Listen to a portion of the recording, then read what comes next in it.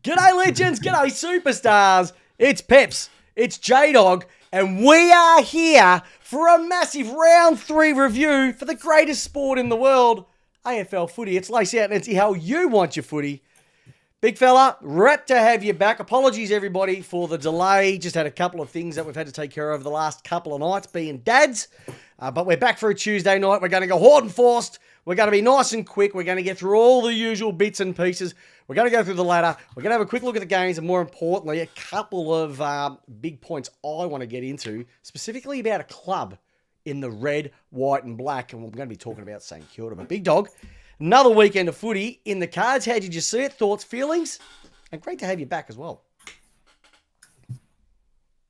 It was a great weekend. Yep. Footy was ordinary. Yep. But yeah, let's just go with it. You know what, mate? I was having a bit of a look over, posts that come through on Facebook, etc. And they had on the Dabble podcast, they had Heath Shaw, and they said, "How do you feel about footy season?" And he said, "When footy season's in here, I'm getting excited. Games are coming up, getting a little bit, rigid for it, and feeling it in my loins, basically. And then when it starts, it's like, because there's been so much analysis, because there's so many shows these days, that it just slams the media landscape, not including us, but with so much coverage. It's like the stories are just getting rehashed. And the footy at the moment, well, for the 8 games that we had on the weekend, you probably had 3 good ones, and the rest of them were pretty average. And I tend to agree with him, and it's even going to get worse when Tassie comes in as well. So, I think that's a cracking thought from his perspective. So I'd love to hear what the viewers, what the listeners, everybody who listens to us and views us on a regular basis thinks about that train of thought as well too. Because even I was having a chat to Mum today. Mum even pulled out, when you got the agenda setters, fully classified, on the couch, AFL 360, the Sunday footy show, the Sunday on Channel 7 footy show, and then every other type of medium out there. It is just getting a little bit saturated in the marketplace as well too. So you got to stand out. And what difference I think we are is we're original. We say it how it is and how we like it as well too. Rightio, Big Dog. I want to get into this ladder really quick. It is all over the joint. It's a bucket of smash crabs at the moment. Let's be honest. You got some teams that are on 4 games. Some of them are on 3 games. Some of them are on 2 games. Some of them haven't won a game. My team included. But we've got Hawthorn, top of the ladder. 4 games, 4 wins. What more could you ask for? Absolutely flying. But once again, premierships are not won in April. Adelaide Crows and Brisbane Lions on 3 wins each. Gold Coast Suns, saw them live on the weekend. They are the real deal. Jdog, you're going to have to maybe swallow your words a little bit. I know that the opposition wasn't that great, but their midfield is beastage. GWS had the what are you doing? Maybe just take some notes. It's all clickety. GWS. Just taking notes. All right, okay, take it easy. GWS, 8 points. Collingwood, 8 points. St Kilda, 8 points. Western Bulldogs, 8 points. Great win by the Bulldogs and St Kilda on the weekend. GWS, they're not going to be losing any supporters with the result that they had against Hawthorn on the weekend. Geelong on 4. North Melbourne on 4. Sydney on 4. Port Adelaide on 4. Fremantle on 4. Essendon on 4. Richmond on 4, and then you've got Carlton, Melbourne on West Coast on donuts at the bottom of the ladder. Thoughts, feelings, mate, or are you going to just sort of hold your opinion on the way the ladder looks until the main part of the season sort of gets evened out for all teams? Like they say in the classics, you don't call the winner from the jump of the race. That's where we're at. Okay. We're at the jump. So we're at the first 100. Can I ask you a quick question? All right, 2,400 metre race. We're 400 metres in. Hawthorn play finals. Yeah. Why not? Adelaide. Yes. Brisbane. Yes. Gold Coast. No. GWS. No. Collingwood. No, I think I had my 8, so yes. Collingwood. Yes. St Kilda. No. Western Bulldogs. No. Okay. Outside of that, Geelong? Yes. You think they'll come back? All right. North? No, I had them in the bottom 3. Yeah, Sydney. I had them in my top 8. Okay. Yeah. And then Port. I don't think you've said Port are going to make it. And Fremantle's probably the only other team I'd look at. No, not at the moment. Interesting. So you're probably saying out of the 8 teams there, 4 from in, still a bit of movement for the rest. And what's funny, though, the ones that you said that were pretty much locked in, except for Gold Coast, all top 4 teams. So top 4, You're saying is looking pretty Mickey Mouse, but everything else is a little bit up in the air as the season goes on. And you know what? I think I tend to agree. I've got a lot of faith, though, in the Gold Coast Suns making it, just from the brutality they had on the weekend. Rightio. A quick whip around. Pardon? Who? Against your shit club. Oh, yeah, my shit club. But I'm just saying. Your club is the equivalent of a drop pie being reversed over. Mm. Then 1,000 people walked over it. Mm. Then magpies picking at it. Mm. And then dogs on the weekend walk rolling around in shit in the pie. Peps, your team is so bad. Can we get that in a minute? Can we get to how bad my team is in a minute? Because I actually want to have a good night. I want to have a good news story. I want to talk about the teams that excelled on the weekend. Hey, really quickly, last Thursday night, I know it was a while back. Some of us remember it quite fondly. By the way, if you're not watching my tips every single week, you're an absolute fool, because this superstar picked 8 out of 8. And so I bring the milkshakes to the yard. That's how good I am, because I did pick Essendon to beat Port Adelaide. Your mob, Jamie, 25 words or less.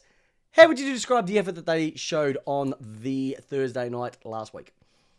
Worst game of the season. Padlock it, concrete it, send it to the bottom of the river. That is not changing. That is the worst game of AFL that is going to be played in 2025. So we're going a bit of Jimmy Hoffa on it, mate. We're going to hide the evidence. We're not going to find this one ever again. Do not ever look for this game. You know what? It was pretty shit. It was a shit game, but I will say the Kako, Caddy, Alhawi at the end, just the speed that those 3 brought, just, gave a bit of a glimpse to Essendon's. Not everything's gloomy. I still think it's got a fair bit to do, but Port Adelaide were rubbish. And you've got dramas. You reckon my team's got issues? Your team's got bigger issues as well too. Is Rosie going to stay? Is Butters going to stay? What's your forward line doing? Have you got a back line without, Aliyev 2 times wasn't there? Would you have anything else as well too? Is Miles Bergman going to stay? Lots to answer, and we're only 4 weeks in. Carlton versus the Doggies. This was actually a cracking game. And once again, good to see Carlton decided to finish the game around about half-time, 3/4 time, and the Doggies overran them. I was really impressed with a couple of the young kids. Champion was an absolute ripper. I liked Libba's game as well too. Like, there's heart and soul. If I had to pick a football team, don't give me a Rolls Royce, mate. Give me Toyota Hiluxes every day of the week. They may not look good. They might not sound sexy, but they do the grunt work that makes the other ones look magnificent. And he was awesome as always. Went to Melbourne and Gold Coast. Melbourne a poo. Gold Coast are the real deal. Anderson, Rao, Miller as a midfield. Bailey Humphrey, gorgeous, being king up forward when you've got Sam Collins down back. They've just got, and when Noble and Rioli have made such a difference to that team, you can see the way that they cover the ground and the way that they attack the contest is bringing a lot of that Damien Hardwick style into it. They have got a noticeable way of playing their game now. And they made my mob look second rate. And Jaron Chats, I love it, mate. How's the D's last week? We were shit. We were awful. And there's a lot of issues, I think, on and off the park, which I thought we had everything covered. But, yep. And we've got Geelong and Geelong this week, so it's not going to get any easier. St Kilda versus Richmond. I don't think it was the result itself. I just think the margin that St Kilda delivered that with. And it was a couple of little changes that they made. Even like having Calamati, Camalidi? Can't pronounce it. The Camilleri guy. Camilati. He was awesome, just down back. And it just goes to show that if your forwards aren't really nailing it, get them to move down back a little bit and they can make a bit of a difference. He's he's settled in really nicely down there. Snags Higgins did his thing. Higgins, Wanganeen, Malira, Hill. Like when you got those guys coming off back, McRae as well. How good's McRae been? That's been a win-win, Trey. Like most clubs these days are going one versus the other. No, they worked out really well. Jaron Chats has just asked, what was with the go with the 8,000 at the MCG? It wasn't 8,000. It was about 25 grand. That was not Peps. It was 25 grand. Stop with the lies. Okay. Your team is. Can you just let me finish? Liars. Can you let me finish? All right. Yeah, I'm going to get defensive here. Our first 3 games have been GWS. Then you've also had North, and then you've had like 2 interstate teams, and one of them was on Grand Prix time. No one's going to turn up. So, yeah. Every heartbeat's true. If the Penfolds Grange is not blue. I don't know, but yeah, it was pretty average from that perspective. Game of the weekend, you'd almost say Hawks versus GWS. Got off to a cracking start, GWS. Hawks worked back. Hawks know how to play Launceston so much better. Nick Watson, I won't call him the wizard because once again, there's only one wizard. I'm not talking about Harry, I'm talking about Jeffrey Farmer. It was amazing. The Giants, you get Hogan back, you get Stringer back. They'll look at that win. It was only 12 points. Get them at a bigger ground, a more neutral ground. I think it's going to be a different result as well too. So things are going to happen. They're the games that Hawthorn need to win. They're the games that GWS can sit back and go, okay, that's what we need to be at if we want to get to the next level. Brisbane versus Geelong. I think, even though Brisbane got the win, I think Geelong will be really disappointed. I've got a feeling, Jdog, and I never thought I'd say this, are we starting to see some cracks in the armour of Geelong? I know I've been going on it for about 8 years, but are we starting to see some cracks? Because they haven't started that well so far in 2025. They haven't been that fantastic. They haven't set the world on fire. You're just like, you're like Oprah. You've been saying it for 8 years. You're trying to visualize. You've been talking about how it's going to happen, and now you're just finding a narrative for your hate of Geelong. I don't hate Geelong, but I'm just looking. Let's talk about this. What's that? Your deep hate for Geelong. I don't hate Geelong, but what I'm saying is at the moment, yes, they're getting metres gained, etc., but they're averaging disposals. They're not handballing it as much too. They're kicking it about the same, but their disposal rates are down by about 32 disposals per game. All right. Their uncontested possessions have completely gone. They are intercepting the ball a little bit more, but they're just not. I hear what you're saying. They're not the run and gun that we've seen over the last couple of years. There's just something a little bit off at the moment. Even the link-up work, like they're 37 handball receives difference between their opposition this year. So they're just not linking up like they used to. So maybe they're going more kicking, less handball, which is something a little bit different from how Geelong play.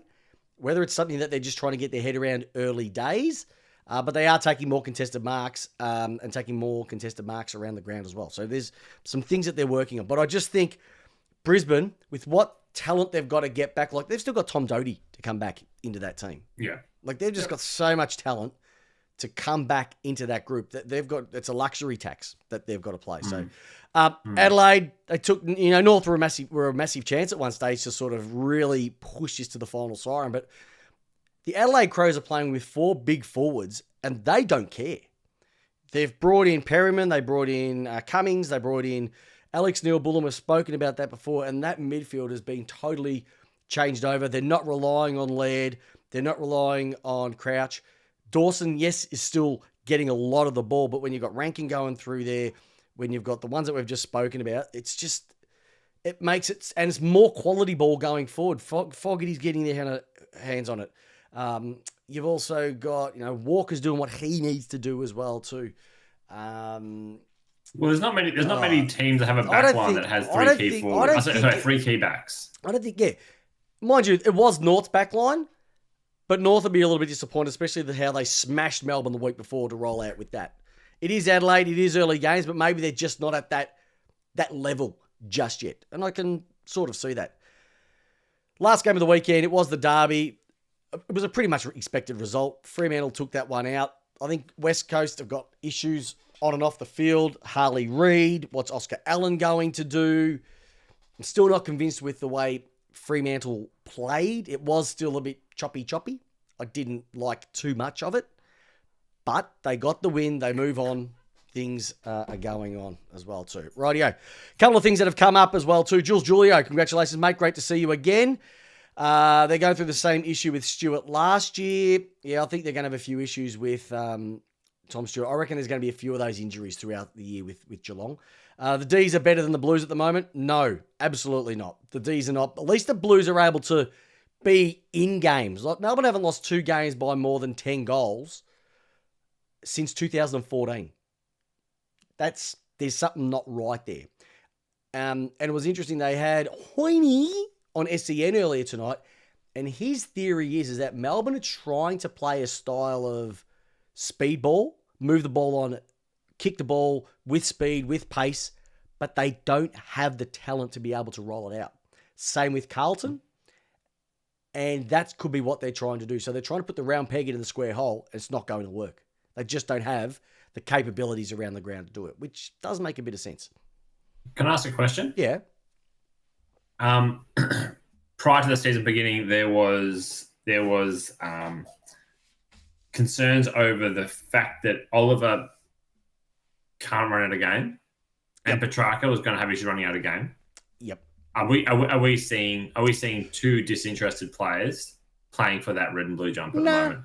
Look, I haven't seen a game where I saw that many fundamental mistakes. And when I say fundamental mistakes, Jamie, we're talking stuff that if you took Hux out into the backyard and had kick to kick with him and he was dropping chesties, you'd go, oh, the little fella. Mate, we're talking about highly paid professional players. We're missing handballs 3 meters away from each other, dropping chest marks, not being able to hit targets 20 meters in front of them. Like these are things that if you haven't kicked a kick with your kids, so be it, but not for professionals. And it was pretty ugly.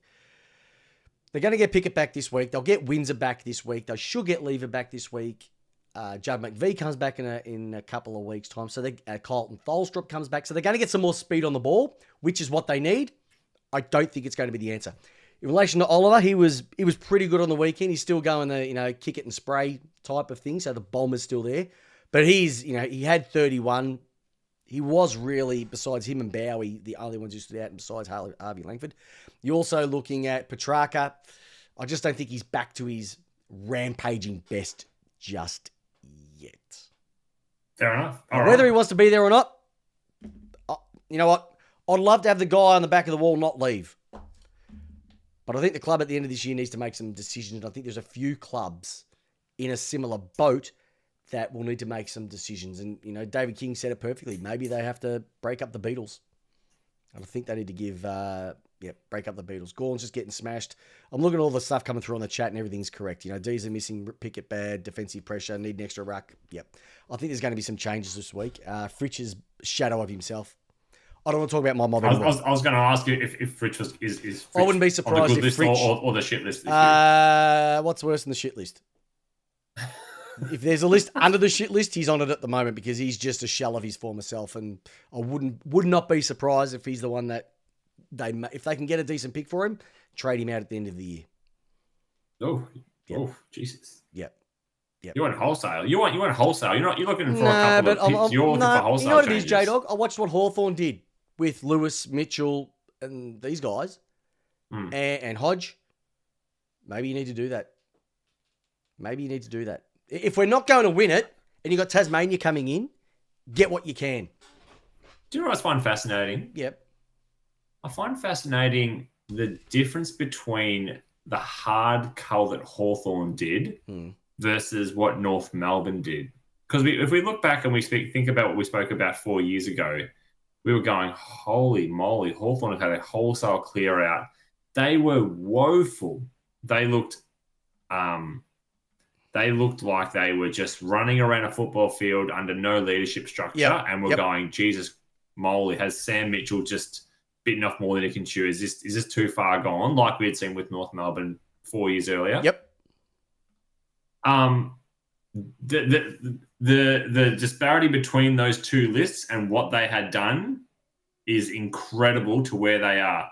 North look like they're starting to get the engine rolling a little bit now, but Hawthorn are 2 to 3, 4 years maybe ahead of where North are. Yeah, when it came to North, my feeling at the time, and a lot of supporters who spoke to us on this, a lot of North supporters in Clarko We Trust podcast, I know the guys from that, and they said that they cut too deep. They cut a lot of the experience out, had the kids come through, but you need to have, when the Padawans join the Jedi Council, you still need to have the experienced one. Obi-Wan still needs to be around. Otherwise, if he hasn't got that mentorship and the bigger body, they're going to get smashed from pillar to post. And that's what's happened. It stifles the leadership. They got rid of Brent Harvey, but he still could have gone around another year. But for whatever reason, they looked at what his age was and went, he's too old, get rid of him. Same as Dalsano, same thing. They could have rolled around for another years. They took their core out. You can't replace it. Melbourne did it many, many years ago as well too, when they got rid of James McDonald. They got rid of Woe Roden, Bruce Green. We had no underbelly, and when you got young kids who are captains who are still trying to learn the game, trying to be the face of a club, it's never going to work. It's never going to work. At least with Hawthorn, they still had Gunston there. They still had Bruce there. They still had Burgoyne there. So they did have that experience there, but they got rid of the ones that they could get something for. Lewis was still good at Melbourne. Mitchell played a year over at the Eagles, did a really good job. Hodge got value up there in Brisbane, set the standards. So I think everything worked out. But I think Mitchell, that club plays like Mitchell plays. Laser-like, good on both sides of the body. Kicking is just elite. And they push hard. They spread. They're good to watch. They're just good to watch. They're good to watch. They are good to watch. And I've, Heathy Buxton, the big boy Jason Duff Tatler, and my mate Luke Stone, all Hawthorn supporters, and they're already asking, where do we get grand final tickets? Right. All right. We're going to talk about it. I want to bring up something that's caught my eye, and it happened over the weekend. I want to talk about St Kilda, and I want to just have a chat about St Kilda and what they've done in their last. I don't know if you remember this, but at the back end of last year, every team was sort of going up and down. You had the really good teams that were flourishing at the top of the ladder. The lower teams were going. Some teams were in the no man zone, the friend zone, and St Kilda were going that way as well. St Kilda were in the friend zone, but they finished the year off really strongly. And something that when I went back and had a look at some stats, and I'm going to roll through some things now. They won 6 out of their last 8 games last year.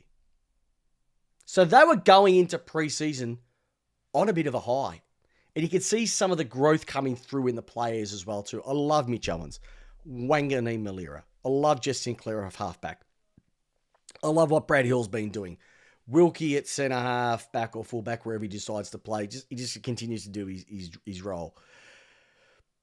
But then they bring in someone like Jack McRae, and you think, why would they take him? He has just added that extra level of class. He's almost rejuvenated himself on that wing. Ben King isn't there at the moment with injuries. Mitchie Owens is doing his thing. Snags Owens is doing his. Snags Higgins is doing his thing. And so I thought I'd go back, and I know that they've won 2 out of their 3 games this year, but I wanted to go back and just have a look over their the differences that they've had over their last 10 games, and just some of the things that, how they are pretty much dominating their teams. So they're so from their perspective, they've had an awesome rating. Like there's only about 3 teams higher than them from a ratings perspective: Brisbane, Western Bulldogs, Hawthorn, and Geelong. Sorry, there's 4 other teams that have got a higher rating than them, and So they're going at 11.2. That is amazing. All right. But then you have a look at some of the things that they've been dominating. So they the difference between them and their opponents over the last 10 games has been like 260 meters gained per game. Like they're dominating them. They're just working it so much. They're taken down the number of handballs that they've been doing and increasing the number of kicks as well too, which St Kilda never used to be like that. They used to be a very defensive-minded game plan. But now they're going, we're just going to move the ball forward. We're going to use kicking a lot more, and that's giving them more coverage down the ground. They are spreading a lot more as well. They're getting around about 21 more uncontested possessions. They're also increasing their percentages by about 25.8 in terms of what they've been doing. They've been putting more pressure on the ball carrier as well. That's getting the intercepts up. They're up on ground ball gets. They're up on forward 50 ground ball gets by a couple of points. Loose ball gets, they're up by around about 4.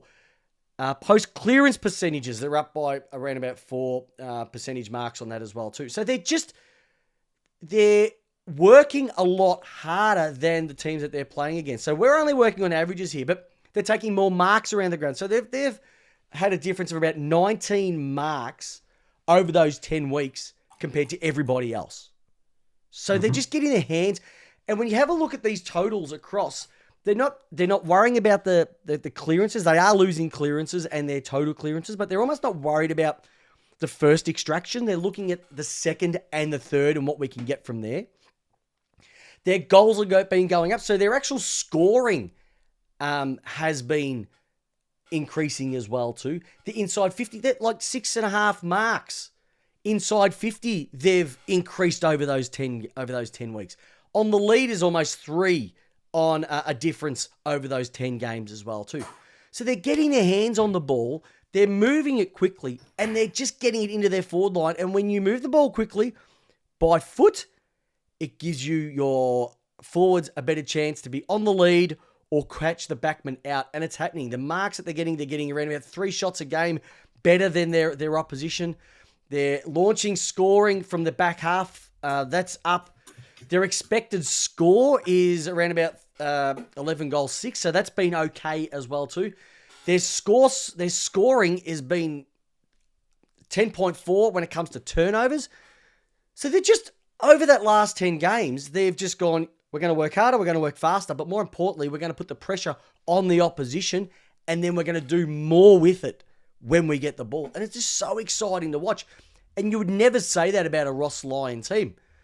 So it makes you think, Ross the boss, has he also had to take a step back and go, I've got to change the way that we play our game?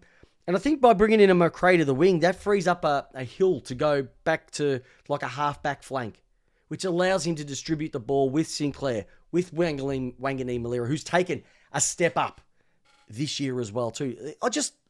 I'm really excited about Fremantle. I mean, really excited about St Kilda. And I've never really said that. And, we give all the St Kilda supporters a bit of grief. They don't do anything on the park. They sing their shitty songs in the stands. We've spoken about that for years. But for the first time in quite a while, if I was a St Kilda supporter going to a game, or I was watching my team play St Kilda, it's not going to be a boring snooze fest. They are going to take the game on more than ever, and the results are showing. They've had some great wins this year. The one against Geelong was totally, no one saw that coming. But when you watch that game, there was no reason why they weren't able to do it. So I think they've built really nicely. They've addressed a few things in the off-season, and now they're starting to reap those rewards. And I placed them quite low on my ladder. I would not be surprised if they finish anywhere between 10th and 6th. I really do think that they're an opportunity to play finals if they're able to keep it up and get Ben King back into that team. Yeah, I'm interested to see what happens when Ben King comes back into that team, because it can also go the other way. I think it could also break their forward structure at the moment, because like you said, they are moving the ball quite quickly. And I'm just worried about that last forward 50 kick where they're going to look for the target of Ben King versus opposed to just getting the ball in there quickly. Yep. And I think that's a really good point as well too, because Look, their kicks per game they're third in the league. They're third in the league for disposals per game, points per game. St Kilda, third for points per game this year. Jamie, when have we said that in the 8 years that we've been doing this, that St Kilda would be that high? They're fifth for tackles per game, goal assists per game. They are just moving it. And when you flip that over to the other side, they're 12th for opponent kicks per game, 15th for opponent marks per game, 12th for opponent points, 12th for opponent tackles, 16th for hitouts. They're not giving the opposition anything. And they are doing so much with it as well too. They're just awesome to watch. And I love it. The thing, I suppose, is, like, for mine was on the weekend, they could have really taken their foot off the throttle. They had the game won, but they just kept it in there. And like we always say, Peps, winning form is good form. Yep. And winning form drives this culture of I want to now make the extra yard or two to make that tackle. Yep. I now want to put a shepherd on for my mate there to get that ball through and out. I want to look for someone in the middle there who's going to take on a 45 kick. Really, a sketchy kick that probably St Kilda would have taken but missed horribly and would have turned it over. They're now hitting. I just think what you said, Peps, is the numbers are stacking up as to the style of play that they're working towards. Yep. And the other thing is that, and apparently Ben King did play, so I take that back. I've been, I had Ben King absolutely smash us on the weekend, so I had him in mind. So apologies for everybody listening at this and watching it going, that dickhead didn't know that he was playing. I apologise for that. But the thing that I also like what they've done is that they've introduced some newness into the team as well too. So, people like Max Hall. We're talking about people like Isaac Keeler are coming into the team. We're talking about Angus Hasty getting games, which is normally Ross is very stubborn in who he picks. But I think the word has gone and we need to bring this freshness into this team if we want it to make a difference. And it's happening. Angus McClellan, Liam O'Connell, who got knocked out, which I'll get into very, very shortly.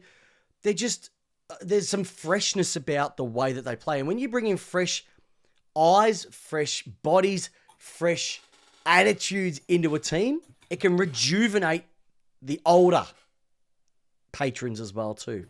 And so I just love everything that they're going. And arguably, Rowan Marshall could be the All-Australian ruckman at the moment. I know he's got Zeri and he's also got Lloyd Meeks to contend with at the moment. He's just playing really, really good football and he's doing what he has to. Where there's other ruckmen around the league who are probably on bigger pay packets and not doing really anything. I'm looking at you, Tim English. You're a far cry from what Rowan is doing at the moment. So I'm really excited by them at the moment. They've had over the years where they have fallen away. Yeah. Is that going to happen? I hope not. Because I just think for St Kilda's hopes this year, they got to be playing based on the way that they're playing. And with the draw that they've got, there is no reason why they can't play finals this year, especially with some of the clubs that we've picked, like Carlton, having a really poor start to the season. And you could even throw in Fremantle that we expected to play finals as well. Correct, yeah. And then this week they've got my team, so that should be another win for them. So that's a cracking start to their season. And let's just, like everything we're saying here, let's just readdress this around 12, 13, 14. That's kind of where you'll get your picture. Yeah, when we get into the middle part of the year, when it gets colder, when no one's going to the footy, unless you're a Melbourne supporter, because you're not going to the footy anyway, that's when we'll have a look at it. So when we get to the halfway mark of the season, we'll do a bit of a review and see, where is everything? Were they able to continue it, or will Jamie go, I told you, Peps, they fall away, just like Gold Coast, they fall away, and just like a number of other teams, they fall away as well. What? Peps, I've got a question about you. Yep. I've got a question for you and for our listeners. Yep. Are you, from your very experienced eyes of playing local footy, many, many games, are you seeing a bit of I don't want to say the word. Are you seeing a bit of Hawthorn football creeping into Saints, the way that they're moving? Well, what is Hawthorn football? But what is Hawthorn football, though? This is the thing. Like, And maybe this is another conversation that we've just... What is hockball, though, Jamie? Like, what is it? I don't want to say that. I'm not using that word. I don't want to use it either, but what is Hawthorn football? What is it? I think it's chaos. It's chaos to me. So it's chaos, moving it on as quick as possible, as fast as possible, by foot. Get it into your wizards. Get it into your don't have to have guineas. Don't have to have a big target. Maybe have one big target out there and then have everybody at their feet. We'll see the helicopter ball that Will Day kicked from 65 out. Yeah, that's a perfect example of Hawthorn ball. So, is Hawthorn ball basically the 2024-2025 version of Richmond ball in 2017? Move the ball on, tap it on, get it down there, run it fast, get into the forward 50, and just let the small guys do what they have to do and get that score on the board, and just have, when it's going the other way, pressure. Because if that's what it is, it's already been done. And it worked magnificently. Yep. So is this something that we're making... Are we saying it because it's happening to a group of players that we didn't expect it to happen to so quickly? Yeah, I think hockball though, Peps. It's more than just that though. It's the intangibles. It's the swagger. It's the I don't give a fuck mentality to the contest. If we make a mistake, who cares? They got down by 31 points in the first quarter. They were kicking with a hurricane, so let's be honest. I get it. But in the third quarter, they kicked 4-2. You can't do that unless you're... Now, I'm thinking, is it all about just the belief, not just in themselves? Is it the word selfless that many clubs have been throwing around for years? Selfless, we're selfless. But they are truly selfless. They are truly in it for each other. I will bust my ass. If the guy next to me is busting his ass and the guy on the other side is busting his butt, I'm going to do the same for them. Yeah. Because, yes, possibly. Yep. It also is another way for all other 17 teams in the competition to remember how insufferable Hawthorn supporters are. Go Hawkins. Love your work, buddy. But yeah, I just think that there is definitely something about St Kilda where they're using, and I also think it's using the players at your disposal in positions that get the best result, not for the player maybe, but for the team. Brad Hill, we don't want you on a wing anymore. We want you to maybe play a little bit more between halfback and the centre, and we want you as that distributor of halfback. So we're now coming to the stage where some of those shocking St Kilda contracts they were throwing out 5-6 years ago, giving blokes 6-7 year contracts. We're starting to see the end of that now. Are we starting to see the Ross the Boss like a phoenix? He started shedding what was contracts that he was hand tied to and going, this is the list that I want now. Yeah, I think that he's going to be able to get rid of people who have been hanging around for a while. Yeah, definitely. Yeah, definitely. Very exciting. It is exciting, and they're going to have some salary cap space to pick up as well too. So I'm really excited for St Kilda. I'm really excited for Hawthorn, as we know. I just think that it is going to be a season of the haves and have-nots. I don't think it's going to be a close season. You know, last year it was really close across the board. I don't think it's going to be like that. I would honestly say that I think it's going to be maybe 3 or 4 teams at the top are going to be really separating themselves. But then I reckon in the middle of the pack from probably positions 4 or 5, I'd go 5 to maybe 12. There's going to be some real tightness there, and then it's going to fall away quite quickly. I don't think it's going to be like it was last year, where it was pretty even up until the last couple of spots. So what you're saying is this year could more resemble the Titanic and not so much a Jetstar domestic with just like economy and premium economy. You're saying it's going to be multiple levels of yeah, I think it's going to be the first. I think it's going to be the first star of the fun ship, mate. It's just going to be a party at the top, party down the bottom, but different qualities of party. Really? Yeah, I reckon the top will split itself by the middle of the year. The top part of the ladder, the top 4 or 5 will definitely split themselves out. What are you saying? 2 games? 3 games? What are you thinking? I reckon between 4th/5th and to 6th and below, I reckon there could be like a 2-game difference. That big? Yeah, I reckon at that part of the season. You're already starting to see it now with the quality teams who can make a statement. Yeah, I don't think it's going to be close like it was last year because there's a lot of teams that have fallen off the cliff more than last year. Wow.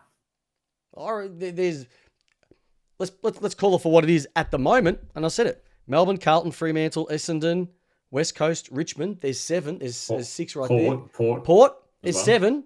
So there's only 11 spots left, and 8 of those are in the finals, and 3 of those are out. So I think there's going to be a cataclysm of teams in that bottom 7. Last year was probably the bottom 3. It's going to get really ugly. Yeah, it's going to get really ugly.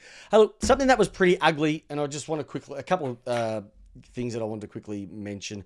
Andrew Cracker unfortunately passed away due to a heart attack yesterday, which was sad from the perspective of we've had a lot of challenges from an AFL community, whether it's at the professional or the local level with past footballers tragically leaving us. And this is just another example of someone who, at the age of 42, passes away from a heart attack.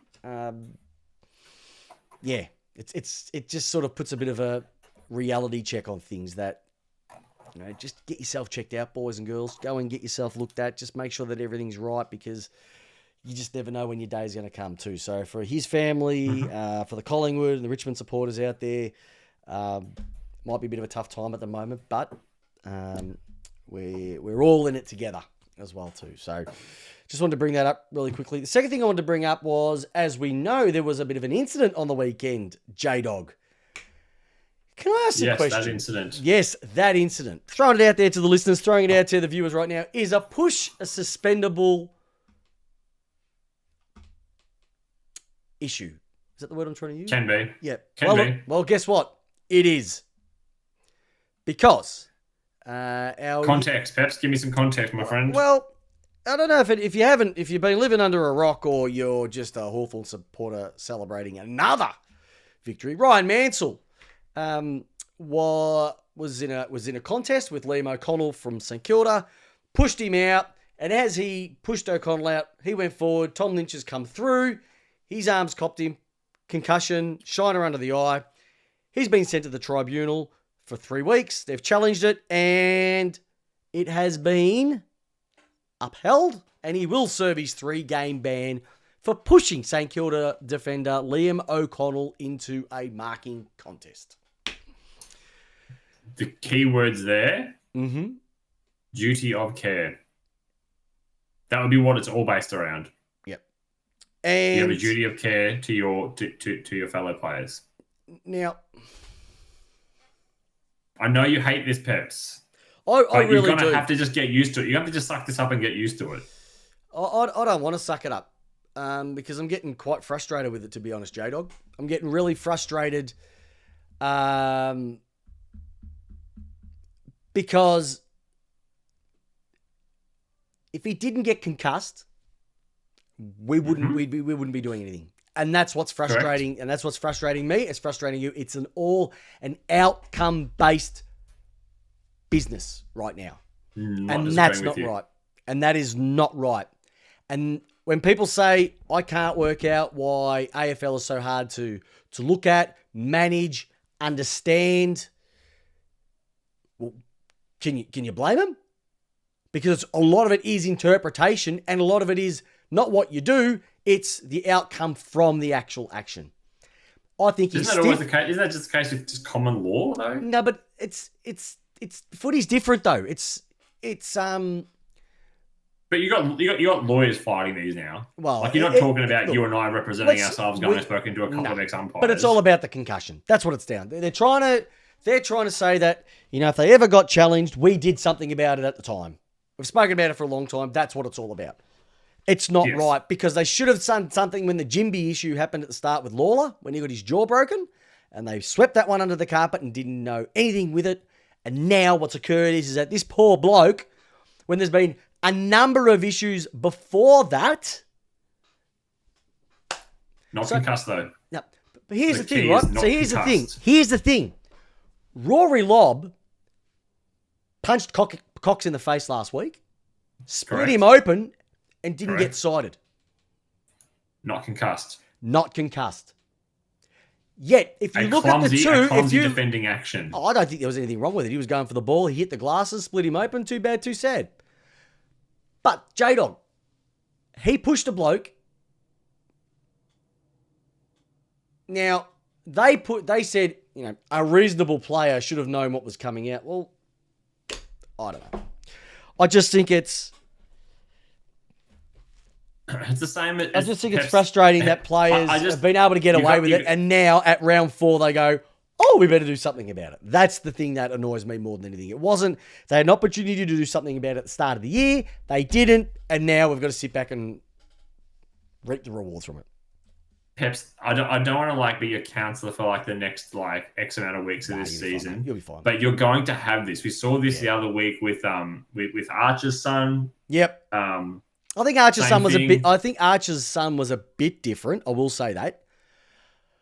But action where the guy slid into his knees. Yes. I just feel like we're gonna have Jamie's counselling corner for Peps when Peps sees something outrageous. Every week I'm going to go, Jdog, I don't understand. Explain it to me. Why did this guy get rubbed out? Why did this guy get rubbed out? He didn't do anything wrong. I'll tell you what, though. Harvey Langford from the Melbourne Football Club did absolutely nothing wrong on the weekend. And he is the round 3 rising star. He was picked 6 in last year's draft. He was actually one of the best in our massive 58-point loss last week. In just his second AFL game, his first full outing, 26 disposals, 15 contested possessions, 10 score involvements, 6 clearances, and he kicked a goal. Absolutely what Melbourne need is to get him into the midfield as much as possible. Maybe move a Viney out. Maybe move a Petrarca out. Something needs to be done. Otherwise, the definition of insanity is going to be kicking in. And he's going to be a real gem for the D's for many, many, many years. So congratulations, young fella, on your Rising Star nomination. Rightio, Jdog.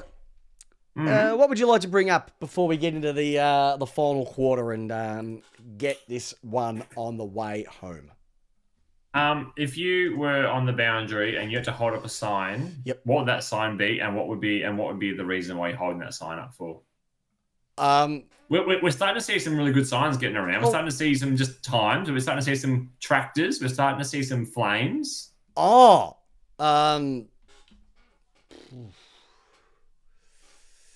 would have a bed with a massive turd emoji on it.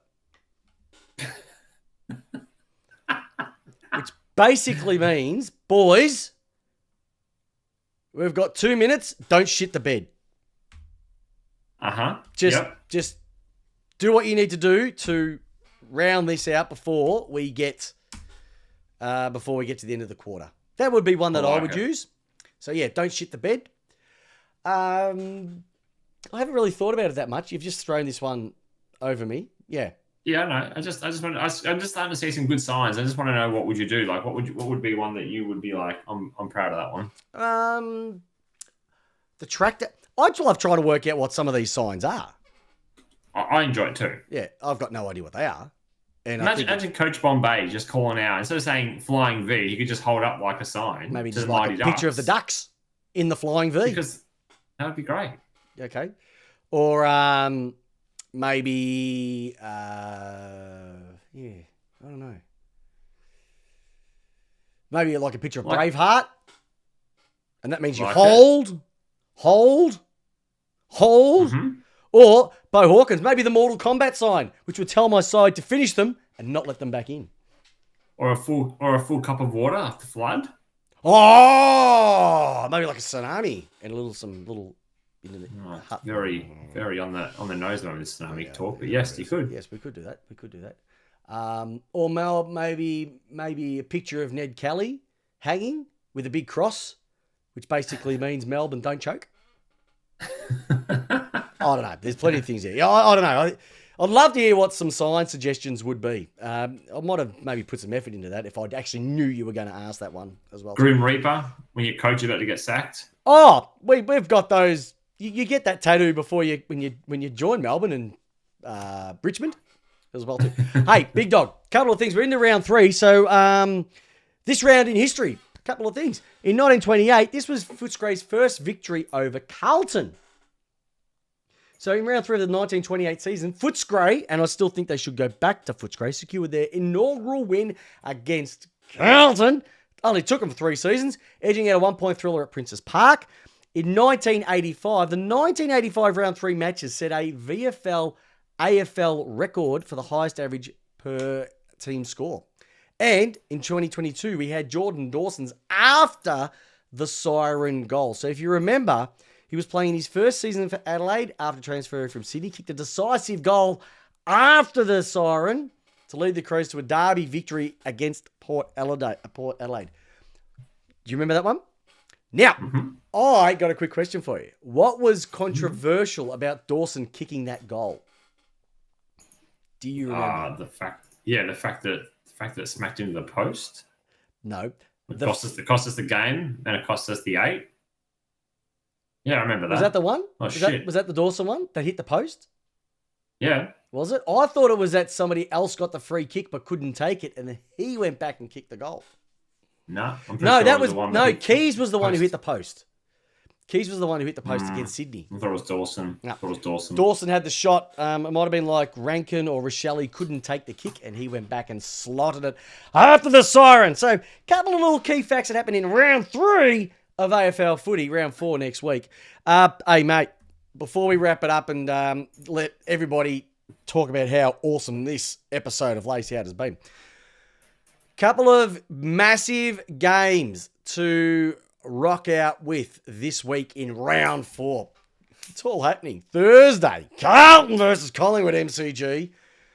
It's even getting better. Geelong versus Melbourne at Geelong for the 18th year in a row, I think it would be, at GMHBA. So 2 interesting games for both Carlton and Melbourne.